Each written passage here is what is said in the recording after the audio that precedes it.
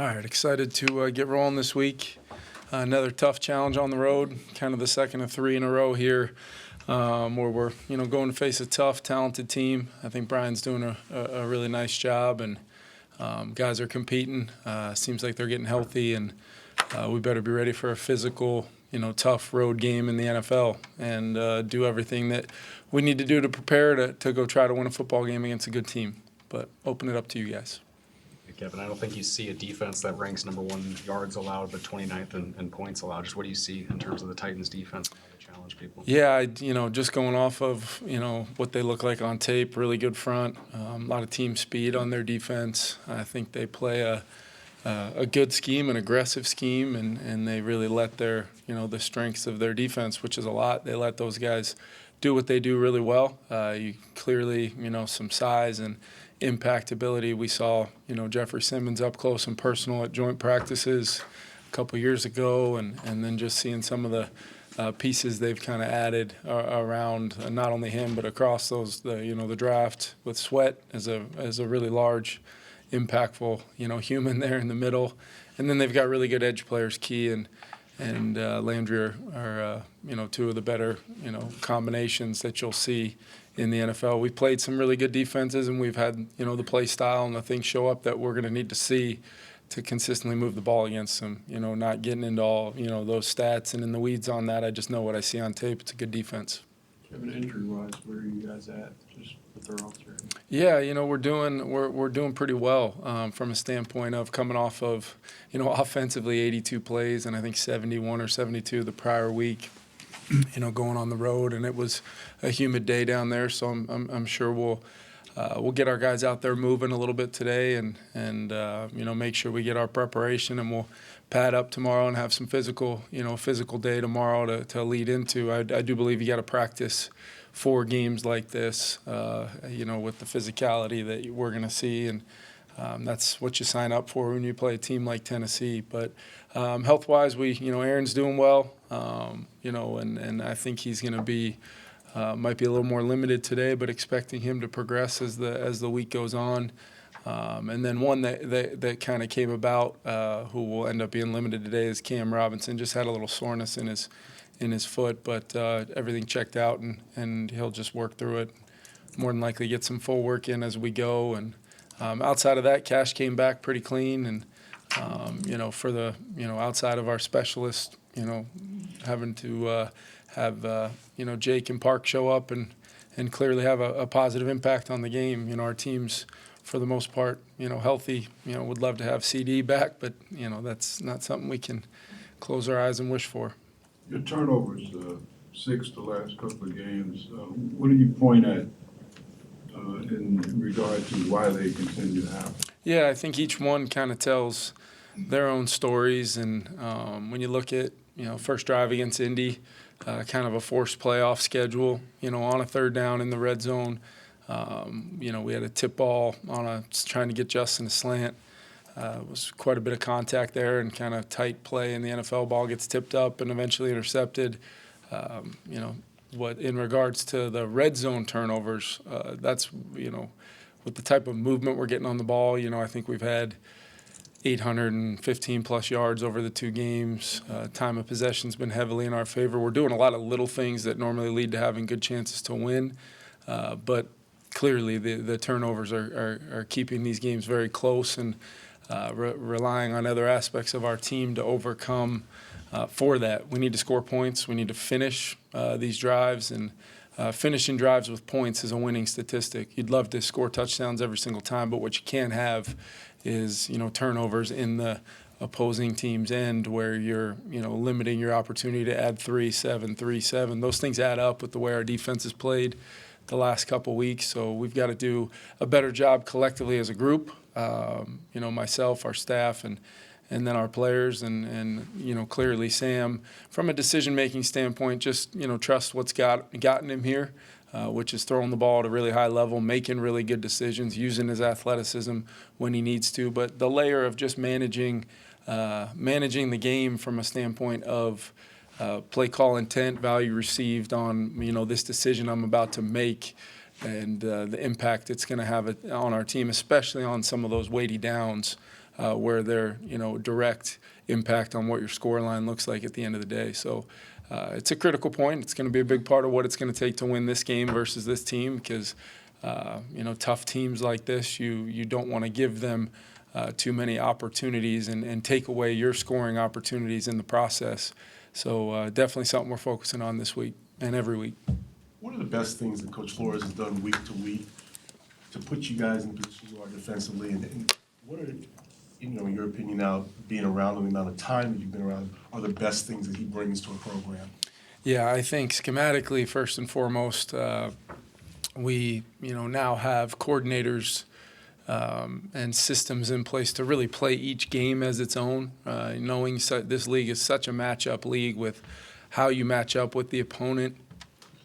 You got to put together plans that, although subtle, and you're still keeping, staying true to what you want to be from a system standpoint, you've got to have the subtle nuances, especially in a defense like ours where it is a quote-unquote check defense, and you want to make sure that those parameters are in place to allow our guys to have the advantage when they can, but yet still play fast. And I think that's what has been awesome is this defense in this world we're living in where he does empower the players. He does when we've got our full group out there, there's a lot of high-level football going on above the neck, and then the ball gets snapped, and there's high-level football tackling, fundamentals of stopping the run, forcing people into longer third down situations where we can marry up that coverage and rush. That's all driven by flow and the players' ownership of what we're doing.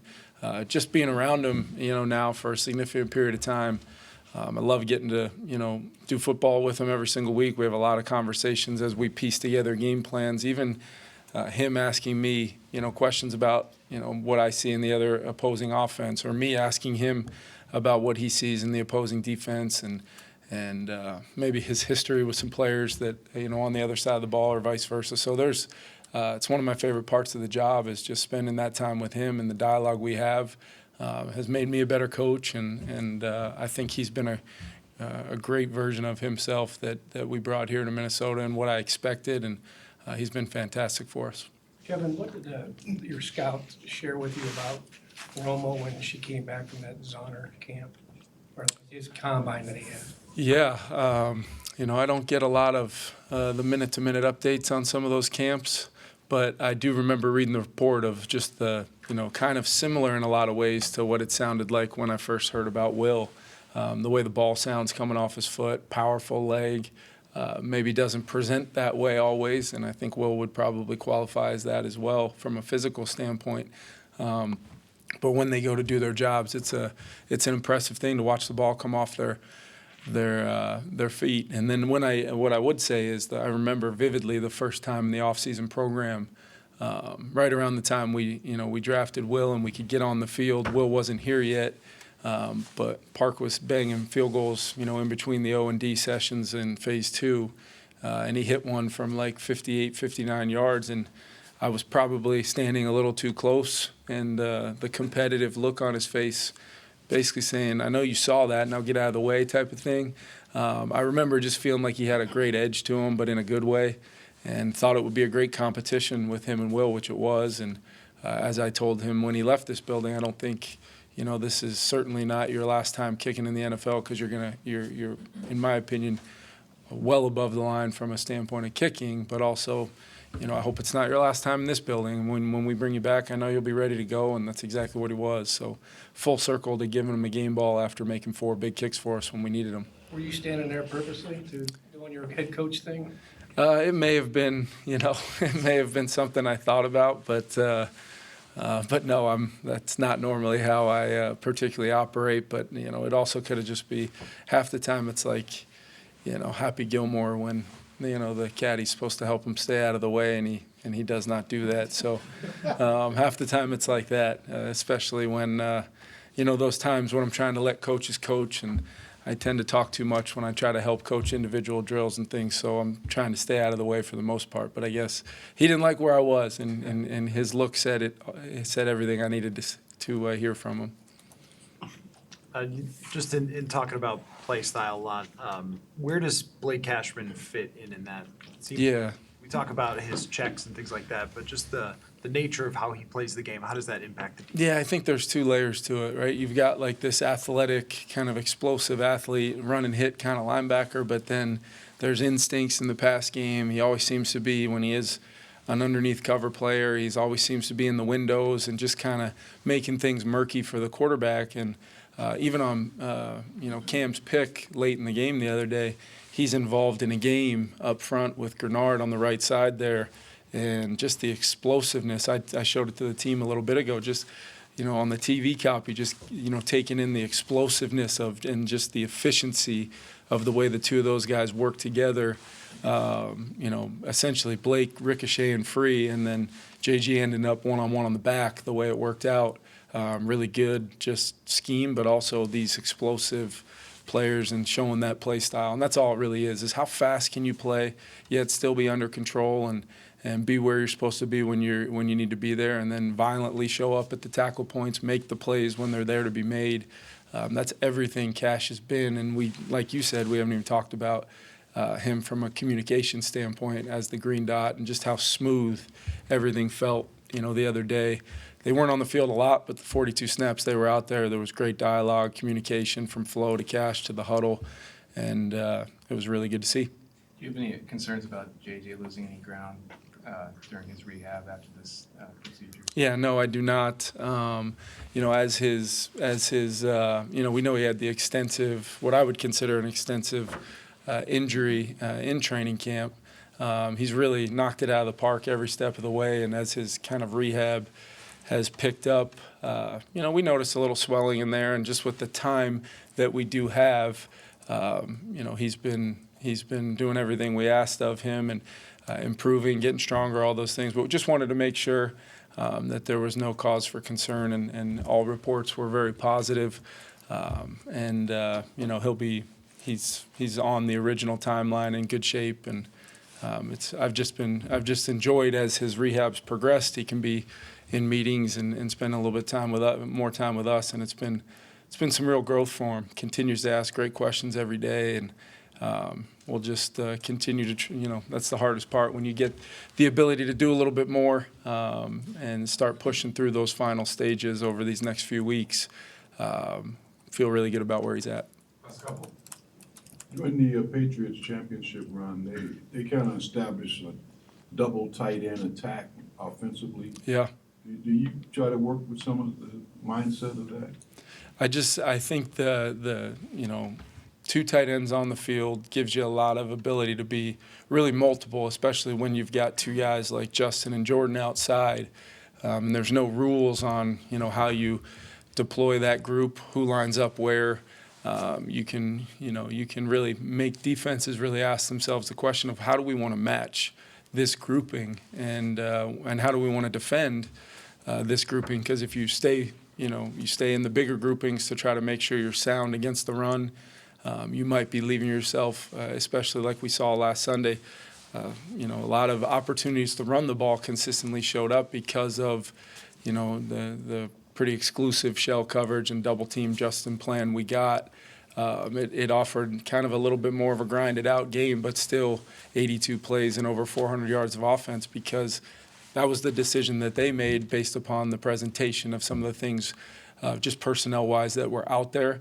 If you go the other route and you say we're going to, stay in the nickel world, have those 5 DBs on the field for coverage reasons and or structure of the defense reasons, then you've got to, you're leaving yourself susceptible to the run game as well, but in a different way, just because of now the way the line of scrimmage is being defended. You probably are requiring yourself to pair that with more pressure, and when that happens, that's where we've done a pretty good job of being ready for those 1 or 2 or 3 moments in a game where Justin's going to get singled and hopefully make a play. How much of what you're seeing from Byron Murphy is kind of what you guys envisioned when you guys first signed him?